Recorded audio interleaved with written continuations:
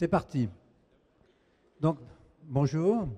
C'est une heure difficile, hein, midi, donc on va essayer de ne pas perdre trop de temps. Alors, moi je suis très honoré parce que il y a 2 ans et demi, ou 3 ans peut-être, j'avais reçu un message sur mon Facebook d'un éditeur qui me disait, est-ce que vous n'auriez pas un livre dans vos cartons et je pourrais l'éditer. Alors, cet éditeur, c'était Xavier Warnier, qui est ici.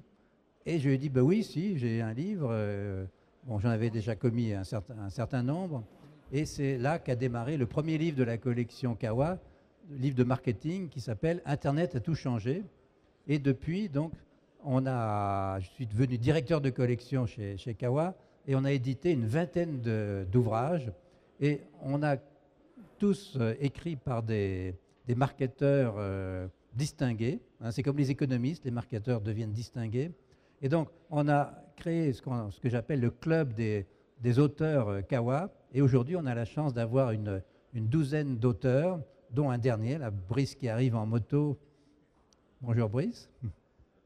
Et donc, l'idée, c'est que toutes ces stars, entre guillemets, du marketing, je vais leur poser des questions un peu improvisées, des questions un peu déstabilisantes. Et donc, d'abord, dans un premier temps, je vais leur donner la parole et très rapidement, ils vont nous dire qu'est-ce qu'ils ont écrit et quels étaient leurs messages. Et après, je leur poserai la question. Alors, peut-être je vais commencer à ma droite par quelqu'un qui est très ému et qui est vraiment stressé, c'est Philippe Cahen, qui a écrit plusieurs bouquins, dont un sur le marketing de l'incertain. Alors, tu peux nous en parler? Et un qui est sorti ce matin, tout chaud. Le marketing de l'incertain. Moi, je suis prospectiviste. Il y a quelques personnes qui me connaissent par la lettre des signaux faibles. Et le marketing de l'incertain, donc c'est un livre qui explique comment, à partir des signaux faibles, on arrive à comprendre ce qui pourrait se passer demain. Ça, c'est le premier bouquin. Et le deuxième bouquin, c'est les 50 réponses aux questions que vous n'osez même pas vous poser. C'est donc ce qui pourrait arriver demain, c'est surtout pas ce qu'on attend, c'est complètement imprévu, et c'est déjà 50 idées de l'imprévu qui peut arriver demain. Alors moi, je voudrais te poser une question. Donc, dans ce livre, il y a 50 questions, plus un bonus de 2 questions. Et ces questions, elles sont les dernières que tu as écrites. Tu peux nous en parler? Parce que ce sont en général les dernières qui sont les plus croustillantes. Ah, je me souviens plus de la 51e. Bah, tu peux la lire. Non, si. La 51e, c'est de dire qu'on est complètement dans le monde du data. Tout est data. On est dans le big data. Or, s'il y a une chose qu'il faut sauver, c'est le nez, l'intuition. Et c'est assez intéressant parce qu'il y a Daniel, le prix Nobel d'économie. Stiglitz. Son nom. Comment? Stiglitz. Non, Daniel, qui a sorti un livre Singulier 1, Singulier 2. Il a sorti la semaine dernière. C'est comment? Non, un Américain qui est prix Nobel d'économie de 2002, qui est complètement axé justement sur l'intuition. Tout ce que nous faisons est riscophobe. Donc tout ce que nous faisons est intuition. Ça, c'est mon 51e chapitre. Et mon 52e chapitre, c'est de dire que tout est faux. Et même ce qui est juste est faux, ce qui est faux est faux. Donc ce qui est faux, donc c'est juste. Oui, voilà, c'est ça ce qui est compliqué. C'est-à-dire que j'ai pris un certain nombre d'exemples qui ont été prévus et qu'on nous a dit c'est ce qui va se passer. Ça, c'est pas passé, c'était faux.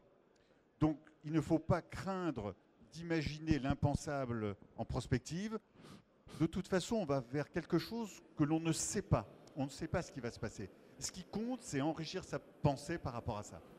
Donc, c'est un peu un livre de philosophie aussi? Non, c'est très concret. Non, très concret. On peut philosopher peut-être, mais est-ce c'est que très tu pourrais concret. nous donner un exemple d'un signal faible qui s'est révélé très fort quelques temps après? Oh, c'est très simple, c'est la chute de Carrefour. Moi, je l'ai écrit en septembre 2003. J'ai écrit l'hypermarché va se casser la figure. On m'a dit non, c'est pas vrai. À cette époque-là, je n'osais pas écrire que c'était Carrefour qui chutait. Mais c'était ça. C'est vraiment très simple. Il suffit d'observer le nombre de personnes par foyer. Il y en avait 3,3 à la création de Carrefour. Aujourd'hui, il y en a 2,3. Donc quand on fait des courses, on achète pour moins de personnes. Et puis ensuite, il y a le développement démographique avec la proximité. Et Carrefour n'était pas dans une situation sur la proximité. Il a complètement raté la proximité, y compris avec les drives encore cette année, où il commence simplement à s'exciter cette année. Voilà. C'est la ductilité du dinosaure, quelque part? Oui, voilà, il est fort, le dinosaure. Il est fort. Et regardez les élections, là aussi, c'est quelque chose qui est très intéressant à étudier. Les élections d'Obama aujourd'hui. Regardez la carte des États-Unis qui a été présentée. C'est la même carte qu'il y a 4 ans. C'est la carte où nous, Européens, quand on va aux États-Unis, on va dans ces États-là. C'est-à-dire la côte Est, la côte Ouest, les villes modernes, les villes et les campagnes en voté traditionnel. Or, ça, il faut bien comprendre que ce vote, entre le vote traditionnel et le vote des démocrates, c'était le même qu'on a vu sous Bush, exactement le même. Et c'est la division qui existe dans notre société. Et il faut bien s'en inspirer, il faut bien voir que c'est du 50-50, parce qu'on n'a pas encore le chiffre exact de votants. On a les grands électeurs, on sait que Obama a gagné largement, mais le nombre de votants, c'est 50-50. Donc on est dans un monde complètement dichotomotisé. Voilà, coupé en deux. Ouais. Daniel Kahneman, le prix Nobel d'économie qui a sorti Singulier 1, Singulier 2. Très bien. Merci Philippe.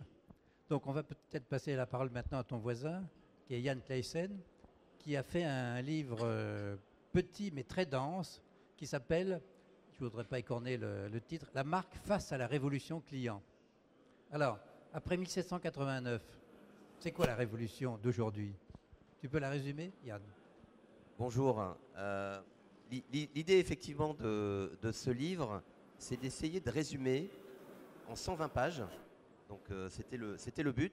Un livre qui se lit en 2 heures, 3 heures. Non, là je crois que tu es vraiment ambitieux. Moi qui l'ai lu, relu, re-relu, parce que bon, un livre ça se fait pas comme ça, hein, il faut le digérer. À chaque fois je mettais au moins une journée quand même. Une journée? Oui. Bon, enfin faut mériter les 120 pages. J'ai voulu essayer de résumer ce qui est en train de se passer. C'est-à-dire, moi dans mon métier, je dirige une agence de marketing relationnel. Je suis tous les jours en face de direction générale ou de directeurs marketing qui sont un peu paumés, qui ne savent pas quoi faire, dans quoi ils doivent investir, comment ils doivent gérer les réseaux sociaux, comment ils doivent organiser l'Internet en interne, qu'est-ce qu'ils doivent faire, qu'est-ce qu'ils ne doivent pas faire, est-ce qu'il faut encore faire du marketing direct postal, est-ce qu'il faut encore investir dans la publicité télé, et le but de ce bouquin, c'est d'essayer de leur expliquer en 120 pages voilà ce qui est en train de se passer. Effectivement, il y a des consommateurs qui ont de plus en plus de pouvoir. Il y a des consommateurs qui ont une défiance vis-à-vis des marques. Il y a un paysage médiatique qui est en pleine explosion. Il y a une dispersion de l'audience. Et du coup, comment on fait quand on est une marque et qu'on a ces consommateurs qui ont de plus en plus de pouvoir et qui ont de la défiance par rapport à cette marque? Comment on fait pour continuer à faire du marketing? Comment on fait pour continuer à vendre des produits, à être désirable, à fidéliser des clients et à continuer à faire du business? C'est un peu l'objectif du bouquin. Je dois dire que des livres sur la révolution actuelle, ils sont surtout américains, j'en ai lu beaucoup, et avec le livre de Yann qui a disons un passé de philosophe au niveau de ses études, on a pour la première fois un livre court, clair, très dense, que je vous recommande parce que vraiment on comprend exactement ce qui se passe en ce moment. Tu es d'accord? C'est le but. C'est le but. Voilà. Autre chose à ajouter sur ton livre? Non, je crois que l'idée, c'est vraiment d'essayer de concentrer et de permettre à des gens qui n'ont pas beaucoup de temps d'avoir cet aperçu. Parce que c'est vrai qu'il y a beaucoup de choses qui se passent, il y a beaucoup d'actualités, de presse, etc. Et l'idée, c'est vraiment de permettre à des gens qui sont pressés, qui n'ont pas forcément le temps de bouquiner, qui n'ont pas forcément le temps de lire la presse ou de lire des blogs, bien d'avoir cet aperçu en une demi-journée. D'accord. Bien, on va passer la parole maintenant à Emmanuel Fraisse. Bonjour. Qui est un des premiers auteurs dans la collection. Et Emmanuel a écrit un livre donc, sur les réseaux sociaux, dont le titre précis, Les nouvelles opportunités de business. C'était un des premiers, et je crois qu'il est encore d'actualité. Tu peux nous dire, si tu devais le compléter aujourd'hui, tu parlerais de quoi? Ce qui est clair, c'est que ce livre tourne autour du concept de web social. Donc le web social, c'est quoi? C'est ce qu'on appelait le web 2, en tout cas c'est le web actuel. Ce qui se passait avant, c'est que tout individu était au sein de la toile, était un au sein de la toile. Maintenant, l'individu fait sa propre toile.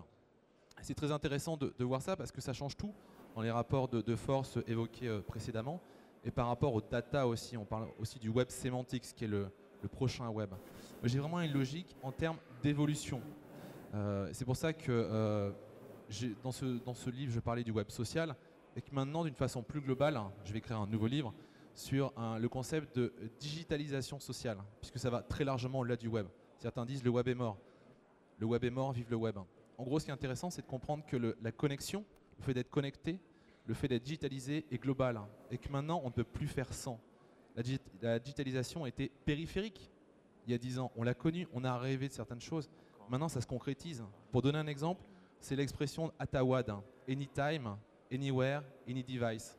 C'est une vision qui a une dizaine d'années, qui a été inventée peut-être il y a 15 ans. Simplement, elle est effective que depuis la sortie du iPhone. C'est un point très important. Donc voilà, donc c'est pour ça que maintenant on est dans un contexte digitalisé, la vie est connectée et autant en termes de vie personnelle, professionnelle, les implications sont absolument énormes. On peut y voir une révolution, moi j'y vois plutôt une évolution parce que on peut tirer un certain nombre de leçons du passé. À chaque fois qu'un nouveau média arrive, on dit il va détruire les autres. Non, il va les compléter. Je vais donner simplement un exemple. C'est sur Twitter et la télé sociale. C'est assez fascinant ce qui est en train de se passer en termes de télévision sociale et connectée. Exactement. Et je pense que en fait, comme tu le sais, il y a eu les élections américaines dans la nuit. C'était tweeté et emailé avant, oui, tout à fait. Mais Twitter a été un des acteurs le plus important de la diffusion du résultat. Absolument. Et Obama, d'ailleurs, a évoqué son élection sur Twitter et par mail avant d'en parler vraiment officiellement. Et comment juste cette information, ça c'est un point important par rapport à la façon dont on accède à l'information. C'est un de mes étudiants qui l'a posté sur le groupe d'un cours sur la conduite du changement dans le digital, qui a mis l'information, qui l'a partagée et qui a fait donc la sélection de l'information. À quelle heure? C'était à 8h50. Ah bon, parce que moi j'ai reçu un tweet à 5h30 qui disait c'est Obama. Voilà. Ce sont des étudiants, donc ils se lèvent un peu plus tard. D'accord. Merci. Alors, on va, avant de passer à Guy, je voudrais passer la parole à Cyril qui est là-bas. Cyril, oui, attends un instant. En fait, Cyril est assez pressé parce que les fourneaux n'attendent pas et justement Cyril, c'est le seul peut-être dans la collection qui ne soit pas marketeur. Et Cyril est cuisinier. Absolument, je suis l'OVNI. Voilà. C'est la pause gourmande, il est midi et demi. Voilà. Et Cyril a été un master chef. Absolument, oui, voilà. Tout à fait. Et vient d'ouvrir un restaurant. Oui, merci. Avant, il a écrit un livre. Et tu peux nous en parler en quelques minutes. Un livre technique. Oui. Parce qu'il y a des flashcodes dans ce livre. Exactement. Oui, alors moi, j'ai réussi à le convaincre. J'ai eu une vie marketing avant de me lancer dans la cuisine, mais effectivement, Masterchef a été un accélérateur pour que je puisse ouvrir mon restaurant.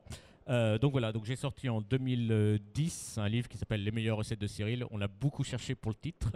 Et voilà, et il fallait se différencier sur le marketing parce que des livres de recettes, il y en a un peu partout dans le commerce. Vous passez dans les rayons de n'importe quel supermarché, vous en avez plusieurs. Et celui-là, il avait l'originalité. Ça a été un des premiers, d'ailleurs le premier livre entre guillemets d'un chef qui avait des flashcodes. Donc le flashcode, maintenant on en voit de partout. Hein, et vous savez, c'est ce petit code QR2 ou QR code, voilà, exactement, qui permet en fait de compléter l'écriture du livre. C'est-à-dire que lorsque vous avez une recette ou un détail technique ou quelque chose à expliquer, vous avez votre téléphone, un smartphone ou un Android, et ça vous permet d'avoir un déroulé, une vidéo. Alors dans le cas de mon livre, forcément, c'est des points techniques de recettes ou des explications sur le point technique de la recette. Alors moi, je voudrais poser une question justement. Oui. J'avais été très frappé. Il y a 2 recettes où tu utilises d'une part le fer à repasser et d'autre part la machine à laver. Exactement. Tu pourrais nous en donner, tu pourrais les décrire un petit peu plus? Eh bien, le fer à repasser, donc je suis le créateur de la cuisson au fer à repasser. Alors ça remonte à quand j'étais très jeune, hein, j'ai compris à 17 ans, lorsque j'étais étudiant chez moi, qu'un fer à repasser, ça chauffait beaucoup. Je m'étais brûlé la main, je me suis dit c'est une source formidable de chaleur. Et comme j'avais pas de sous, j'avais qu'une plaque électrique pour recevoir mes amis. J'avais compris qu'en cuisant avec un fer à repasser, on pouvait faire cuire en chauffant avec un fer à repasser, on pouvait faire cuire des aliments. Et tes chemises, tu les repassais avec le même fer? Alors, tu fais bien d'en parler. Donc, si vous le faites chez vous, vous allez voir, vous obtiendrez un saumon qui est fabuleusement cuit. L'autre jour, j'ai fait un tian au fer à repasser, c'était merveilleux. Par contre, on fait une papillote, c'est-à-dire qu'on emballe dans du papier d'aluminium. Moi, ma première expérience était à sec, si je puis m'exprimer ainsi, avec le saumon directement sur la semelle. Et effectivement, mes chemises ont senti le saumon pendant quelques semaines. Ça m'a valu une petite chasse à la maison, mais voilà. Donc, on fait une papillote, on cuit ça. C'est une cuisson express, très rapide, qui permet de cuire à cœur et de confire les ingrédients que l'on met sous la papillote. Et la machine à laver alors? Et la machine à laver, quand on n'a pas de four vapeur à la maison, vous avez chez vous un ustensile qui est très pratique qui s'appelle la machine à laver. Donc un lave-vaisselle, ça a une température de 65 degrés constant. C'est pas le linge? Pas le lave-linge, non, pas encore le lave-linge. J'ai essayé de faire des œufs en neige dans le lave-linge. Les tests ne sont pas encore concluants, mais je vais y arriver. Mais sinon, le lave-vaisselle, en fait, ça vous permet d'avoir une température constante à 65 degrés. Donc vous mettez simplement... Sans mettre le produit? Sans mettre de produit, voilà. Mais du moment que vous avez bien filmé votre saumon dans du film éthérable et que c'est hermétique, vous le mettez en cuisson et ça vous fait une température de 65 degrés en 45 minutes avec un saumon de 600 grammes cuit à cœur qui est délicieux. Tout ça, c'est de l'innovation marketing. Alors le but, c'est pas de détourner pour détourner, c'est de remplacer des objets. Par exemple, le fer à repasser, c'est un excellent toaster. Vous faites un sandwich, un croque-monsieur, plutôt qu'il passe 10 minutes au four, vous le mettez en papillote, en 2 minutes au fer à repasser, il est cuit et il est fondant. Ça vous fait une sorte de panini. Et le four, le lave-vaisselle, ça remplace le four à vapeur. Mais tu vas nous changer la vie. Comment? Tu vas nous changer la vie? Oui, je suis en train de travailler sur mon Vaporetto. Là, on va faire des choses avec le Vaporetto. C'est une source de chaleur également qui est fantastique. C'est quoi le Vaporetto? Le Vaporetto, vous savez, c'est les appareils qui permettent de nettoyer la moquette 100% sain, sans addition de produits. Philippe, c'était un signal faible ou fort? Non, le détournement, c'est bien, c'est très très bien. Enfin, moi j'aime bien manger, donc ça m'intéresse. Merci, on va te laisser à tes fourneaux. Voilà, et puis j'ai contribué au livre aussi de Pauline Dufour-Warnier, où j'explique que lorsqu'on devient, entre guillemets, avec une petite notoriété, comment on gère après sa sortie lors d'une émission. Ça vous donne des trucs et des astuces sur ce qu'on appelle le personal branding. Tu peux nous donner l'adresse de ton restaurant? Ah, merci. Il s'appelle Louvre comme le Louvre et Bouteille comme la bouteille. Louvre parce qu'on est à côté du Louvre. Bouteille, je vous laisse deviner pourquoi on est en France. Ah, il y a un jeu de mots là. Oh, jeu de mots, attention. Et c'est au 150 rue Saint-Honoré, dans le 1er arrondissement à Paris, juste en face de l'Oratoire. Très bien, merci. Merci à vous. Bon, maintenant, on va passer à des choses un peu plus sérieuses avec la malédiction des startups. Et c'est Guy Jacmel qui va nous en parler. Oui, bonjour. Donc la malédiction des startups, en fait, c'est une idée que j'ai eue il y a quelques temps en reprenant l'histoire d'Apple, Microsoft, Facebook et Twitter. Bon, on s'aperçoit que c'est des sociétés qui ont beaucoup de points en commun. Elles ont réussi. Aujourd'hui, ce sont devenues des marques mondiales avec un succès immense. Mais moi, ce qui m'a intéressé dans l'histoire de ces 4 entreprises, c'est qu'elles ont un autre point commun.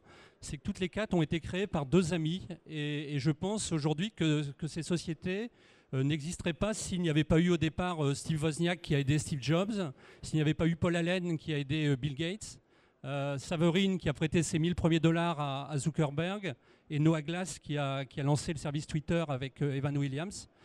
Et le point commun qu'elles ont, c'est qu'à la fin de l'histoire, on n'a retenu qu'un seul nom, on a retenu Steve Jobs, on a retenu Bill Gates, Zuckerberg et Evan Williams. Et ce qui m'a intéressé, c'est de raconter l'histoire de ces 4 entreprises. Comment elles ont démarré avec des bouts de ficelle. Pour Steve Jobs, par exemple, pour créer Apple, ils ont démarré avec 1500 $. Donc Wozniak a vendu sa calculatrice HP à l'époque 500 $, et Steve Jobs a vendu son combi Volkswagen pour avoir la mise de fonds. Zuckerberg a prêté 1000 $, Saverin a prêté 1000 $ à Zuckerberg, qui lui a donné 30% de Facebook.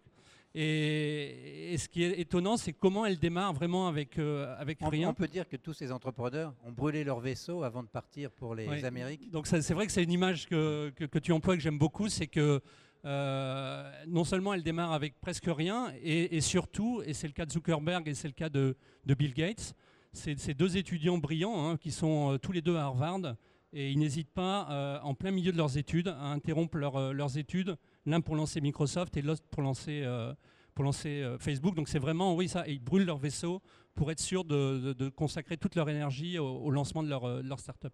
Alors, est-ce que tu aurais, à la suite de l'étude de ces 4 sociétés absolument extraordinaires, des conseils à donner à tous les start-upers qui démarrent entre amis pour à la fois faire en sorte que la société perdure et soit florissante, mais aussi pour que leur amitié perdure? Est-ce qu'il y a une recette? Alors, effectivement, si on prend ces quatre aventures, elles sont mal finies d'un point de vue amitié, mais disons qu'elles se sont très très bien finies d'un point de vue financier, parce que quand on prend aujourd'hui l'exemple de Paul Allen, même s'il s'est répandu l'an dernier avec un livre assez violent contre Bill Gates, il a quitté Microsoft en 1983, et aujourd'hui il est quand même, avec les actions Microsoft qu'il a, il a 15 milliards de dollars, et c'est la 20e fortune des États-Unis, alors qu'il n'a plus travaillé pour Microsoft depuis 30 ans. Je dirais que je cite 2 contre-exemples effectivement dans le livre, qui sont Google et qui sont Instagram. Alors c'est plutôt Google, je dirais que ce qui les a sauvés, Larry Page et Serge Brin, c'est qu'ils ont pris une nounou, ils ont embauché Eric Schmidt, qui lui avait 20 ans de plus qu'eux, qui avait une super expérience. Il leur a dit, occupez-vous de ce que vous savez, le moteur de recherche. Allez jouer. Oui, jouer avec Google, et moi je m'occupe des relations avec les financiers, avec la presse, avec tout le monde extérieur. Et l'autre qui est une réussite fulgurante, puisque c'est Instagram, c'est 2 petits jeunes de 22 ans qui ont créé Instagram il y a 600 jours aujourd'hui, et qui, au mois d'avril 2012, ont revendu leur société de 12 salariés 1 milliard de dollars à Facebook. Donc ça c'est un peu, je dirais, le clin d'œil et un peu les contre-exemples. Mais sinon, pour être plus sérieux sur comment sauvegarder l'amitié, je pense que c'est important au départ de créer une entreprise avec quelqu'un qu'on connaît bien. Alors attention, quand je dis qu'on connaît bien, c'est pas simplement le bon partenaire de tennis ou celui avec qui on passe des super vacances. C'est quelqu'un avec qui on va être obligé de travailler jour et nuit pendant des mois et des mois. Faut être sûr qu'on sait se parler, qu'on sait s'écouter, qu'on sait se comprendre, qu'on est différent et qu'à 2 on a plus d'énergie que tout seul, et qu'on passe pas son temps à se bloquer mutuellement. Donc ça c'est super important. Et l'autre idée importante qui m'a été donnée par un capital investisseur, c'est la question la plus importante à se poser avant de démarrer, c'est quel est notre projet de vie, quel est notre projet d'entreprise. Est-ce qu'on veut préparer notre retraite? Est-ce qu'on veut être les rois du monde? Est-ce qu'on veut faire le plus beau produit qui ait jamais existé? Quelle est vraiment cette ambition commune? S'il n'y a pas d'ambition commune, les 2 vont cohabiter pendant 3-4 ans. C'est le cas de Wozniak et de Jobs. Et ils s'aperçoivent au bout de 4 ans qu'ils n'ont pas le même projet de vie, et un des 2 quitte la maison commune. Bon, en tout cas, ce livre se lit presque comme un roman, et je vous le conseille parce que il est très simple et les conseils sont très précieux.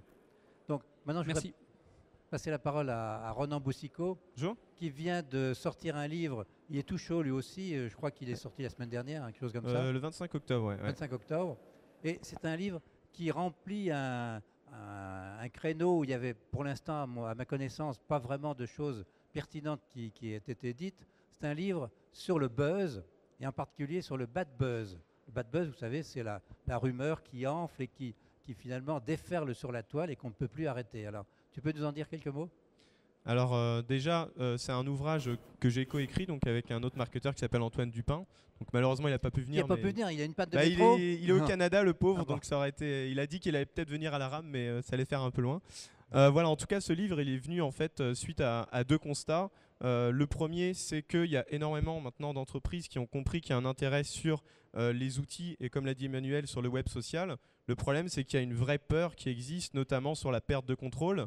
Et le deuxième constat, c'est qu'on voit l'émergence de manifestations sociales sur le web qu'on appelle donc le buzz, et donc indirectement le bad buzz aussi, puisqu'il y a des retours de bâton qui arrivent.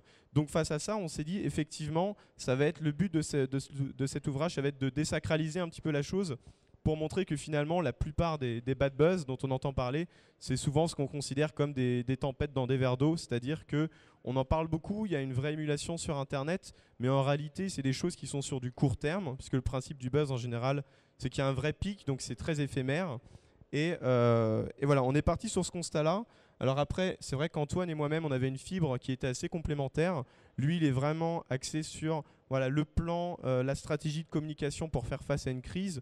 Moi, j'ai apporté plus une fibre psychologique sur justement les motivations, les concepts, les mécanismes sociaux qui sont sous-jacents à ces manifestations-là. Par exemple, la formation de rumeurs, de mémoire collective, etc. Et donc après, dans cet ouvrage, on a dépeint finalement toute une chronologie sur laquelle les gens doivent se poser la question. Malheureusement, sur Internet, on voit qu'il y a l'émergence, par intermédiaire de blogs ou autres, de listes, par exemple, les 10 façons de gérer une crise sur les médias sociaux. Ça peut être pertinent, mais souvent, on pose les questions et on prend dans le mauvais sens. En général, il faut vraiment d'abord se poser les questions. C'est pour ça qu'on a fait les chapitres de manière chronologique. Donc le premier chapitre, ça va être, par exemple, sur l'écosystème du web, justement. Qu'est-ce que les crises? Est-ce qu'une crise, c'est un bad buzz? Quel type de crises sur les médias sociaux peuvent exister? On peut penser par exemple aux crises communicationnelles qui peuvent être différentes des crises émotionnelles. On l'a vu, il y a pléthore d'exemples actuellement sur Internet. Et ensuite, on va progressivement dépeindre dans ce livre justement différents mécanismes, par exemple le rôle du community manager, le rôle de la culture web, parce qu'on voit qu'il y a énormément de détournements maintenant, ça fait partie de ça aussi. Et on s'appuie sur le témoignage de plusieurs professionnels, que ce soit en agence, du côté de l'annonceur ou des consultants, qui ont pu justement faire face à des situations de crise ou de bad buzz pour justement appuyer tout ça voilà, dans les grandes lignes. Si tu n'avais qu'un conseil à donner pour arrêter un bad buzz, qu'est-ce que tu dirais? Alors déjà, pour arrêter un bad buzz, je dirais déjà qu'il faut l'anticiper avant. C'est-à-dire qu'un bad buzz, généralement, il ne vient pas tout seul. Un bad buzz, il y a des signes avant-coureurs qui existent sur Internet. On parle énormément sur les réseaux sociaux du retour sur investissement. Moi, ce que je prône aussi, c'est pas forcément ce qu'on va y gagner, c'est aussi le fait qu'est-ce qu'on perd si on n'y va pas. Et souvent, on se rend compte qu'il y a des marques qui se positionnent sur les médias sociaux en se disant « je viens là, je perds de zéro ». Or, c'est faux, généralement, il y a des choses qui se disent sur elles sur Internet, et ça, il faut le surveiller. Donc il y a un type marketing qui s'appelle la veille, c'est-à-dire de surveiller ce qui se dit de nous, de voir si l'identité qu'on veut se donner sur Internet est en adéquation avec la réputation qui est dit sur nous. Et donc à partir de là, ça va être justement d'essayer de repérer par rapport à notre corps de métier des failles potentielles, des dysfonctionnements qui peuvent émerger ou que l'on connaît. Et par rapport à ça, essayer d'incorporer ce qu'on peut appeler, par exemple, si on a les ressources nécessaires, une cellule de crise, c'est-à-dire voilà, de faire des simulations pour dire comment je vais réagir, quel interlocuteur et sur quel support on va réagir, puisque chaque bad buzz est vraiment différent l'un de l'autre. Ok, ben merci. Donc on va passer à ton voisin. Alors là, il s'agit d'un livre écrit par deux personnes. Oui. Donc, oui. J'ai toujours un petit souci sur oui, entre vous deux. Voilà. Thomas Bourguel, donc moi-même, voilà. et Jean-Philippe Wozniak. Voilà, donc Thomas et son compère Wozniak, mais rien à voir avec le Wozniak. Rien à voir. Ah ben, c'est dommage parce que sinon ce bouquin aurait été Je vendu n'ai que la copie. à des milliards d'exemplaires. Donc, a fait un livre extrêmement intéressant sur la manière de planter, non, je me trompe, de réussir son site de e-commerce. Alors, dans le titre, justement, il y a planter, mais c'est rayé. Donc, peut-être avant de nous dire comment on peut réussir son site de e-commerce, dis-nous comment on peut forcément le planter. Donc oui, le livre s'appelle « Comment planter », sous-entendu réussir son site e-commerce. Alors comment le planter, je dirais c'est malheureusement le plus simple et le plus fréquent chez les e-commerçants et surtout les nouveaux entrants dans le monde du e-commerce ou dans le monde du e-business plus généralement.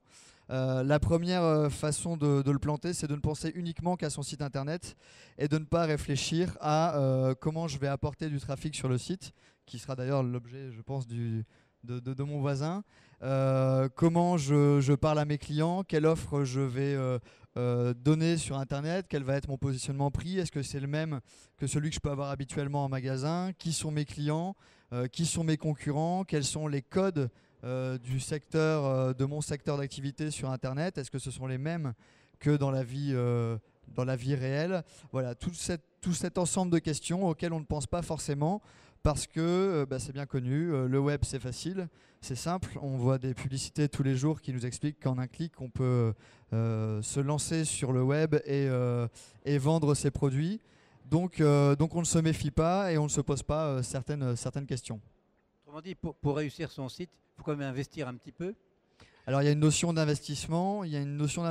Donc en termes de budget et surtout en termes de temps passé et de réflexion. Et de relation avec le technicien, j'imagine. Et de relation avec les partenaires. C'est ce qu'on a résumé dans ce livre-là, qui est divisé en 10 chapitres, qui vont du site en lui-même à la stratégie d'acquisition de trafic, aux clients, aux partenaires, au côté un petit peu plus juridique également. Et donc toutes ces questions qu'il faut se poser avant de se lancer véritablement dans les e-commerce. Le livre le regroupe. Il est destiné donc généralement plus à des PME ou à des responsables e-commerce qui vont prendre une fonction. Il fonctionne comme une checklist sur les choses auxquelles il faut absolument penser avant d'agir et avant de mettre les actions en place. Donc, aucune excuse maintenant de planter son site de e-commerce. Aucune excuse. Il suffit de lire le livre. Tout à fait. Alors maintenant, on va passer à Hervé, que vous connaissez tous. Ça, c'est le patron de Digilinks, représentant ici de l'ADTEM, donc, qui a fait un livre sur l'acquisition et la fidélisation des clients online. Tout à fait. Donc effectivement, réussir son site, faire qu'il soit en ligne. Il y a 2 micros, Hervé. Donc Comment ? Ouais, non, parce que celui-là, il ne marche pas. C'est en stéréo, c'est formidable. En fait, la plupart des marchands, lorsque effectivement le site est on, ils se disent ça y est, bon ok, on y va. Alors ils sont où mes clients, Et il y a des vrais sujets sur l'acquisition et encore plus sur la fidélisation online. Dans le cadre de mon activité de conseil, j'ai beaucoup de marchands qui m'ont confié des sujets d'acquisition. Et cette année, il faut dire que j'ai eu beaucoup plus de sujets de fidélisation. C'est-à-dire qu'on n'a plus des moyens illimités pour acquérir du trafic. Aujourd'hui, il faut générer plus de conversions à partir d'un trafic qui, lui, peut-être chute, qui, lui, peut-être a moins d'investissement. Et donc, c'est très important de pouvoir gérer les deux. Je dirais, si on donne une métaphore assez simple, c'est une baignoire. Lorsque j'allume l'eau, c'est l'acquisition. Et lorsque je bouche le trou, c'est la fidélisation. Le problème, c'est qu'il y a beaucoup de sites e-commerce qui ne font que allumer. Donc, ils acquièrent, mais ils ne bougent pas. Donc, les clients partent, fuient. Et donc, on est en constante et en pleine logique d'acquisition permanente. Donc, l'idée, c'est vraiment de travailler les deux sujets. Et on sait tous, le CRM, ça a 10 ans. Ça coûte 10 fois moins cher de fidéliser un client, d'acquérir ce même client. Donc vraiment travailler les deux avec intelligence. Travailler aussi les leviers différemment. Je vois trop de marchands qui dépensent tout leur budget en achat de mots-clés. Alors bien sûr, Google est hégémonique dans sa position et ça fonctionne, mais il faut absolument éviter la dépendance à Google. J'ai une métaphore sur le sujet, c'est une petite grenouille qui est dans une marmite. Alors la petite grenouille, c'est le marchand et la marmite, c'est Google. Alors au départ, donc ça chauffe, c'est comme un bon bain agréable, un bon bain bouillonnant, et puis ça chauffe, et la grenouille finit bouillie dans la marmite. Donc quelle est cette métaphore ? On mange ses cuisses quand même. Donc après les recettes de cuisine, en fait l'idée c'est que si vous dépensez tout votre budget en Google, en acquisition de mots-clés, puisque Google a une position hégémonique, si vous êtes rentable à 50 centimes du clic et que du jour au lendemain Google décide de passer son clic à 70 centimes, vous avez deux solutions. Soit vous dites non, et à ce moment-là vous n'avez plus que les miettes, soit vous dites oui et vous reniez votre marge. Donc le but du jeu et mon propos, c'est absolument pas d'éteindre Google, mais c'est d'essayer d'avoir un mix pertinent des différents leviers. Donc effectivement l'email, effectivement aujourd'hui on entend plus parler de data exchange, de cookies, de real-time bidding. Donc en fait il y a de plus en plus de leviers qui vont créer un mix intelligent. Et bien sûr, une fois qu'on a acquis ce trafic, mettre en place des logiques pertinentes de CRM, de segmentation, de scénarisation pour fidéliser des clients et faire en sorte qu'ils reviennent.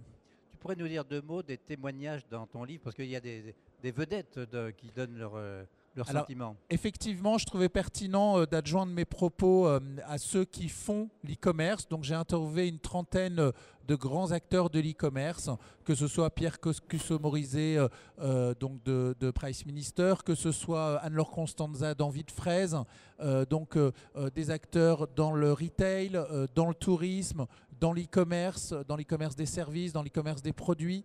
Donc des associations aussi, les présidents de la FEVAD, de l'IAB, de l'Axel, du SNCD.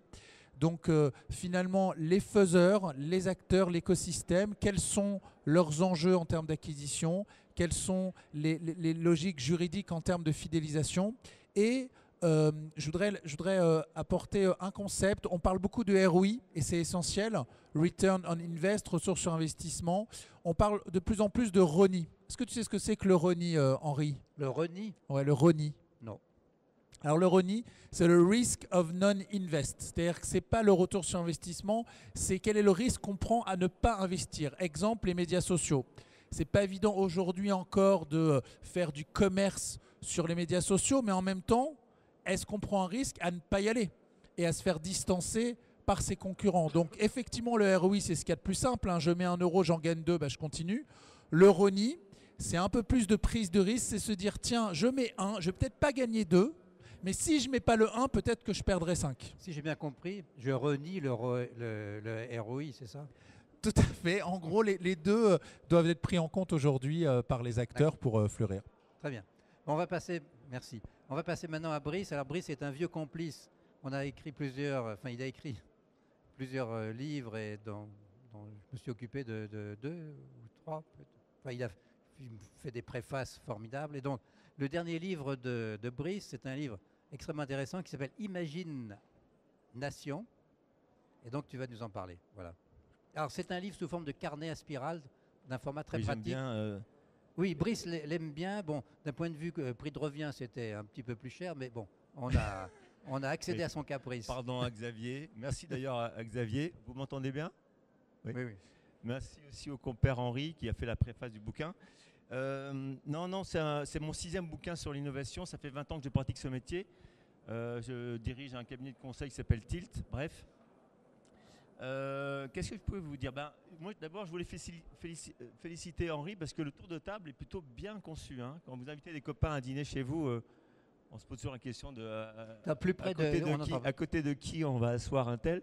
Et là, ça s'enchaîne vachement bien parce qu'après le RONI, dans mon bouquin, je parle du ROLI. Vous savez ce que c'est que le ROLI? Le ROLI, alors R-O-L-I, c'est de l'anglais, pardon. Et ça veut dire Raiders of the Lost Ideas. Vous savez que vos placards, les placards de toutes les entreprises sont pleins d'idées extraordinaires qui sont mortes de jamais avoir eu le temps d'être investiguées. Donc c'est un des trucs que je raconte là-dedans. Et Railers of Lost Ideas, ça vise simplement, c'est un tout petit truc, ça vise à identifier 2-3 personnes qui vont aller farfouiller dans les placards pour ressortir des vieilles recettes, des vieilles idées pour les relancer. Tu peux donner des exemples de ROLI? Oui, un exemple d'ailleurs qui est assez emblématique du métier que je fais. On est conseil depuis longtemps pour la MAF. Vous savez que dans la hiérarchie des métiers qui sont les plus ONI, pas RONI, mais ONI en France, il y a les banquiers et puis il y a les assureurs. Et vous savez par ailleurs que les Français, on est champions du monde. On est champion du monde du râlage. On est le pays du monde, quand vous allez discuter à l'étranger avec et que vous posez la question à votre interlocuteur, qu'est-ce que vous pensez des Français? On sait que les Français râlent beaucoup. Et donc avec la MAF, qu'est-ce qu'on a fait? Partant du principe que l'assureur n'est pas aimé, que les Français aiment bien râler, on a inventé le championnat de France des râleurs. Et c'est tout bête. Et ça a un rapport direct avec l'innovation. Pourquoi c'est tout bête et quel rapport avec l'innovation? Quand vous avez un client, ce qui est le cas de chacun d'entre nous, c'est vachement intéressant de lui demander son avis sur ce que vous faites, parce que vous savez que son premier réflexe, ça va être de vous critiquer. Et le jeu qu'il faut lui proposer de jouer après, c'est une critique constructive. Autrement dit, tu peux râler, mais trouve toi-même la solution à ta critique. Et là, il y a beaucoup moins de monde. Et c'est exactement ce qu'on a proposé à la MAF. Vous n'êtes pas aimé, vous avez la chance d'être sociétaire, identifier, et on revient au sujet de mon voisin, le client, la fidélisation, comment recruter, etc. Identifier à la MAF les gens qui sont les plus critiques et proposer-leur de critiquer, mais d'apporter une solution eux-mêmes à la critique. Vous voyez? C'est l'innovation, ça. Le petit truc qu'on avait sous-estimé, je vous raconte tout, ça a été une idée qu'on avait appelée des baffes à la MAF. Des baffes avec plusieurs A à la MAF, parce qu'il y a plusieurs. C'est une idée extraordinairement compliquée à vendre au directeur général. Parce que bon, l'innovation, c'est ça qui est formidable. En France en particulier, tout le monde est d'accord pour innover. Par contre, peu de gens sont d'accord quand on comprend que l'innovation, ça sert, et je pèse mes mots, ça sert à changer, à transformer des collaborateurs, des entreprises et pourquoi pas le monde. C'est un peu tout ça que je raconte là-dedans. Je ne veux pas garder trop le micro trop longtemps. Donc le directeur général a critiqué ? Non, il a eu beaucoup de mal à accepter l'idée. Et puis, assez vite, quand on lui a rappelé, je ne sais pas s'il y a des clients de la MAF. Un client de la MAF n'est pas un client, ça s'appelle un sociétaire. La MAF est une mutuelle. Tilt a simplement réussi à leur redémontrer que, en faisant le championnat de France des râleurs, ça leur permettait de réexpliquer, notamment à leurs clients, qu'ils étaient une mutuelle et donc pas un assureur comme les autres. Quand vous avez des sociétaires comme clients, vous êtes tenu de créer une relation avec eux qui est très différente par rapport à n'importe quel assureur commercial. Voilà. Donc, en conclusion, ton conseil serait d'aller gratter dans les vieux tiroirs et de trouver... Mon conseil, très rapidement, c'est... Alors, je vais essayer d'être chronologique. Avant d'impliquer un client, un consommateur dans une démarche d'innovation, il faut déjà identifier et être sûr que les datas dont vous disposez sont qualifiées et essayer idéalement, très peu de nos clients ont cette profondeur, essayer d'identifier les gens dont on sait par leur profil, leur comportement qu'ils aiment l'innovation. Pas uniquement dans votre marché, mais en général. C'est ce qu'on appelle des early adopters. Quand vous avez ces gens-là, en général, je pose la question à tous mes clients, en moyenne, c'est 5 à 10% de nos clients arrivent à aller à ce niveau de profondeur. Quand vous avez identifié ces gens-là, le petit truc, c'est de convier, c'est le thème de mon bouquin, convier ces consommateurs, pas comme les autres, dans un processus d'innovation, pour confronter les experts de votre entreprise, dans la boîte, avec des experts qui sont en dehors de la boîte. Vous avez tous entendu parler du outside of the box, think outside of the box. Là, littéralement, l'innovation, c'est le pari sur lequel on mise. Dans les années à venir, notamment grâce au Web 2.0, il va falloir l'innovation qu'elle soit conçue avec des gens qui sont outside of the box, autrement dit vos clients. Voilà. Écoute, merci pour ce cours d'anglais et ce cours d'innovation. Donc maintenant, on va passer la parole à Pauline. Pauline Bonjour. qui a fait un bouquin qui s'appelle Internet a tout changé avec un co-auteur qui n'est pas trop mal. Et je te donne la parole. Je ne sais pas si vous m'entendez. Je pense pas. Bonjour à tous. Oui, donc effectivement, j'ai coécrit ce livre, Ils ont pensé le futur, avec Henri. Il y avait une intuition au départ, donc là je rejoins un peu Philippe, c'était que le marketing, il change, il se transforme.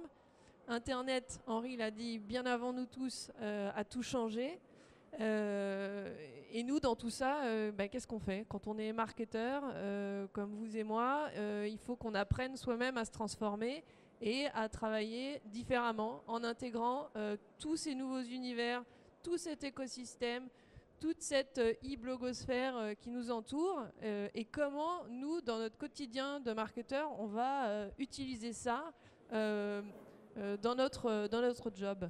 Et comme le marketing et le digital est pluridisciplinaire, comme il touche des dizaines et des dizaines de nouvelles expertises, de nouvelles fonctions dans l'entreprise, la meilleure façon pour Henri et moi-même d'essayer de vous apporter un maximum d'idées innovantes et nouvelles sur des terrains qui ne sont peut-être pas vos terrains de confort habituels, c'était de réunir une 60aine de personnes pour que chacun dans son domaine exprime sa vision, son futur du marketing, d'Internet et de tout un tas d'autres sujets. Donc, alors, je vais être parfaitement honnête avec vous. J'ai clairement fait moi-même mon marché dans ce bouquin. En termes d'idées, d'innovation, ça a complètement transformé et valorisé mon discours. Ce ne sont pas mes idées, mais je m'en nourris tous les jours. Aujourd'hui, je suis dans une société où on n'arrive pas à choisir entre le marketing et la technologie parce que les deux se recoupent en permanence. Donc, on est à la fois marketeur et des gens de la techno, parce qu'aujourd'hui, on sait que l'innovation, elle va venir aussi de la technologie. Et tout ça transforme notre métier au quotidien, et c'est ça qui le rend passionnant, ça c'est évident. Et donc il faut qu'on apprenne à aller dans des zones qu'on ne connaît pas bien. Brice en parle sur la partie innovation, c'est sortir de sa zone de confort, aller voir ce que font les autres, comment ils le font, mais sur des choses qui n'ont rien à voir avec ce qu'on fait soi-même. Et c'est vraiment là qu'on peut puiser des idées et des pistes pour améliorer son propre marketing et sa façon de travailler, quoi. Alors, donc dans ce livre, il y a des points de vue assez différents, voire disparates, puisqu'on a des points de vue d'avocats, et aussi on a eu deux députés, dont un ancien ministre. Ça, c'était assez fort. Un de chaque côté, on va dire. Un de chaque côté, en plus. Il fallait respecter un minimum Oui, oui. d'équilibre, parce Tout qu'on à était fait. juste avant la En plus, présidentielle. un homme, une femme. Voilà. Donc la parité était plutôt... c'était Laure de la Raudière et c'était François Loncle. Donc, qui chacun, à leur façon, expliquaient comment, c'est pareil, Internet a changé leur rapport aux autres et comment on peut l'intégrer dans une dimension différente de son rapport à son propre travail. Donc, voilà. Et dans ce livre, il y a aussi quelques témoignages d'auteurs de chez Kawa. Alors, levez la main ceux qui ont contribué à Internet à tout changer. Philippe, Emmanuel, Brice. Alors, les autres étaient pas nés, donc ils ne pouvaient pas contribuer, mais la prochaine fois... On est bien entendu attendu sur une prochaine édition et nous ne manquerons pas de faire contribuer tous les autres. Alors, ce que je peux vous auteurs. dire quand même en conclusion de ce livre, c'est que ce livre a été écrit par 60 personnes. Bien, jamais, je crois, on a eu autant de mal, Pauline et moi, à faire écrire ce livre par 60 personnes. C'était un boulot de chien. Oui, mais le résultat est plutôt bien. Plutôt magnifique. Voilà. Donc maintenant, on va passer la dernière parole à Philippe Collin, qui a fait un livre sur la transformation numérique. À nouveau, Henri, merci, parce que j'ai l'impression que tu as organisé un super tour de table.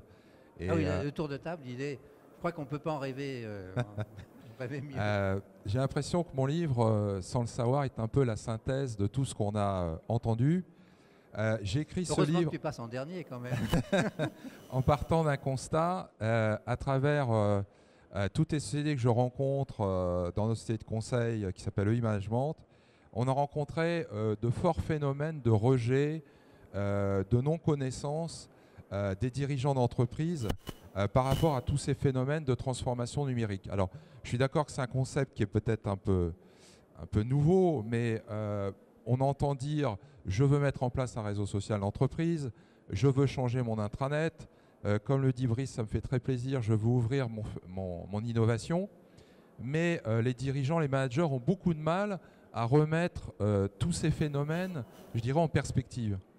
Et donc, j'ai écrit ce livre pour permettre aux dirigeants, aux managers, de changer leur regard. C'est-à-dire que beaucoup d'entreprises font l'erreur de penser que de plaquer des outils ou de plaquer des technologies va permettre de changer quelque chose.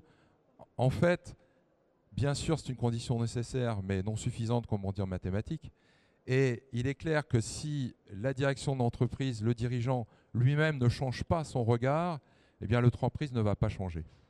Voilà, c'est le constat majeur. Et donc, j'ai voulu expliquer ça à travers un roman, puisque Henri m'a beaucoup challengé, et je l'en remercie à nouveau, et qui permet, je dirais, de tirer d'abord les enseignements d'un échec, parce que c'est là qu'on apprend le plus, et ensuite de donner les clés de la réussite sur des axes comme le CRM, parce qu'aujourd'hui le CRM devient social, comme l'innovation, parce que l'innovation devient ouverte, comme le réseau social, parce qu'aujourd'hui on met en place des réseaux sociaux d'entreprise, comme l'intranet, parce qu'aujourd'hui il devient collaboratif, etc., etc.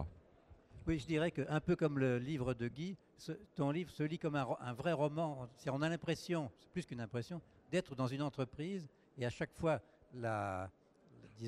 l'histoire avance avec des rebonds, des rebondissements, des succès, des échecs, et on attend de manière très haletante la fin du bouquin. Effectivement, c'était dur à mettre au point, mais on y a réussi, je crois. Tout à fait. Et on voit que ce problème est très prégnant, parce que j'ai quelques retours de lecteurs. On croit que ce problème, je dirais, est très prégnant dans le secteur privé, mais lié aussi dans le secteur public. Je suis notamment en contact avec un directeur d'un conseil général qui nous explique comment il veut changer les relations entre la collectivité, le citoyen, etc. On voit que c'est donc un vrai problème d'actualité. En tout cas, le titre du livre, c'est la transformation numérique. Alors, moi, c'est la première fois que je vois 10 auteurs de Kawa réunis autour d'une table ou en tout cas dans un débat. Moi, je suis très frappé par je le disais à l'instant à Philippe, par la richesse des expériences et aussi la rapidité avec laquelle ces livres sortent. Puisque dans la collection, dans cette collection qui s'appelle Tout savoir sur, l'idée c'est de faire des livres courts, des livres rapides à écrire, rapides à faire. Alors, je crois qu'on a battu le record du monde avec le dernier livre de Philippe, puisque Philippe a remis son manuscrit le 28 octobre à 22 h. Et le livre est sorti il était imprimé vendredi 2 novembre. Vendredi 2 novembre. Et entre-temps, il y a la maquette, qui n'est pas une mince affaire, la relecture, et tout. Donc on a beaucoup travaillé, mais Philippe tenait absolument à ce que son livre soit présenté ce matin, et il l'a été. Donc vraiment, alors, je ne voudrais pas faire un appel au peuple, mais si vous avez dans vos cartons une vieille idée de Rolly, c'est ça?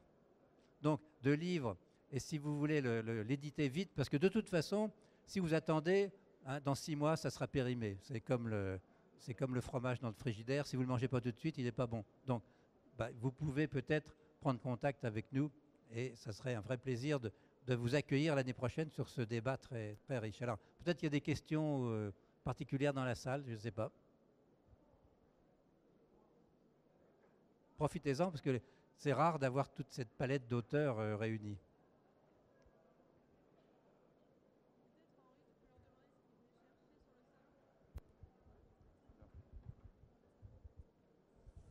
Moi, ce qui m'intéresserait, ce serait de savoir ce que vous êtes venu chercher sur le salon. Est-ce que vous venez chercher des nouvelles idées, des nouvelles pistes voilà. Si quelqu'un veut partager ça avec nous, ça m'intéresserait de le savoir. Je reviens sur la notion de ROI. C'est que si vous voulez discuter avec les auteurs ou voir leurs livres, vraiment les prendre en main, ils sont sur le stand qui est juste derrière le panneau noir et blanc. Merci Emmanuel. Bon, pas de questions? Alors bon appétit. Si, une question. Voilà. Merci. C'est toujours les amis qui posent les questions. Oui, bonjour. Moi, j'ai une petite question à tous les auteurs. J'aimerais savoir pourquoi vous avez choisi Kawa. Parce qu'il y a 3 ans ou 4 ans, on en parlait avec Henri, et il y a d'autres maisons d'édition. Va, mon padawan. J'ai un bon exemple. Je vais vous donner la réponse par l'illustration. Quand j'ai écrit, on fait du reverse publishing maintenant. C'est-à-dire qu'en définitive, on écrit avant d'être édité. Mon livre, je l'ai écrit, je l'ai proposé en janvier à des éditeurs. Il y en a un qui m'a dit, bon, revenez dans 9 mois. Le deuxième m'a dit, avec un certain temps, on va traduire en américain. Ils ont mis 18 mois pour traduire en américain. Moi, j'ai contacté Xavier par Henri début mai. J'ai été publié mi-juin. C'est tout. Et la deuxième édition est sortie 6 mois après la première édition. Donc c'est pour dire que tout va vite, tout se fait par la relation. Et maintenant, ce qui est important, c'est pas l'individu. En définitive, c'est les connexions entre les individus. On passe d'une logique de force à une logique de flux. Ça sont vraiment des points importants. C'est que vous allez trouver la force par le collectif de plus en plus, parce que ça sert à rien de passer par des grandes maisons d'édition qui peuvent être lentes, très efficaces en termes de distribution, mais il y a beaucoup de choses qui changent. Vous avez un exemple d'un auteur qui a écrit un livre qui s'appelle le Lean Management. C'était assez drôle parce qu'à chaque fois qu'il faisait une conférence, on lui demandait, oui, alors vous faites du Lean Management, c'est-à-dire du flux tendu, mais quand est-ce que votre livre va être publié? Et lui répondait, il va être publié dans à peu près 1 an, parce que ma maison d'édition n'est pas en Lean Management. Donc ça, c'est le grand paradoxe de la réalité au niveau du monde de l'édition et ailleurs. Après, les maisons d'édition ont 2 avantages, les grosses maisons d'édition ont 2 avantages. Maintenant, voilà. Oui, j'avais écrit un premier livre qui s'appelait Signaux faibles, mode d'emploi, édité chez Roll. Ce livre a d'ailleurs eu le prix de l'intelligence économique 2011. Et quand je leur ai dit, dans la conclusion du livre, j'annonce un second livre qui est le complément de la méthode. Ils m'ont dit oui, mais il faut que j'attende vos ventes, donc on verra ça dans un an, quelque chose comme ça. Et en quelques semaines, ça a été réglé. Et là, je suis à un livre tous les ans parce que la méthode est bien déclinée avec des exemples. Hervé.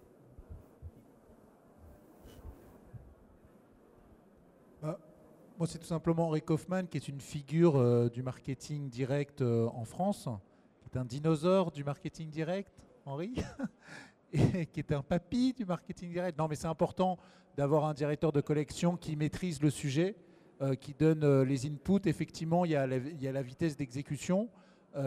Et donc, le fait de fédérer des professionnels, moi, je suis ravi d'être autour de cette table et d'échanger avec des gens qui ont vécu des expériences similaires mais quand même différentes et sur des sujets qui sont communs. Donc bravo à Xavier ici et bravo à Henri aussi, et merci à tous les deux.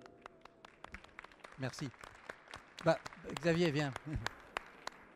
Bon, on va conclure. Alors, Xavier, c'est le fondateur de Kawa. Donc, je vais lui donner la parole, puis il va faire la conclusion. C'était pas prévu, bien sûr. En tout cas, je vous remercie tous parce que c'est vrai que ça fait très photo de rentrée de classe, mais le paysage est sympa parce qu'on s'est tous rencontrés à des moments différents, individuellement. On a échangé un petit peu ensemble, et là, de vous voir tous ensemble, c'est un bon moment.